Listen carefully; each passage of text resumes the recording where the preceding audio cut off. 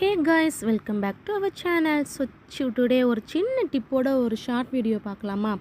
So summer ஆரம்பிச்சிருச்சுங்க. Summer ஆரம்பித்தாலே நமக்கு வந்துட்டு எல்லார் வீட்லேயும் இந்த விசிறி கண்டிப்பாக தேவைப்படும். ஸோ நம்ம எல்லாருமே இந்த விசிறி எடுத்துகிட்டு மோஸ்ட்லி மாடிக்கு தான் போவோம். அப்போவுமே நமக்கு இந்த கொசு தொல்லை இருக்கனால நமக்கு விசிறி தேவைப்படும் இல்லையா?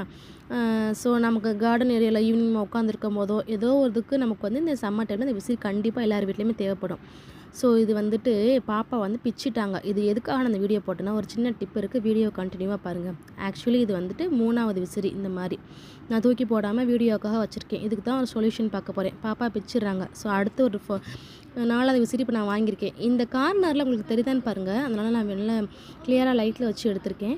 ஸோ டிரான்ஸ்பரண்ட்டாக இருக்கக்கூடிய டேப் இருக்கு இல்லையா? ஸோ அதை நீங்கள் அந்த எட்ஜில் ஃபுல்லும் ஒட்டி வச்சிட்டிங்க அப்படின்னா நமக்கு விசிறும்போது காற்று வரும்.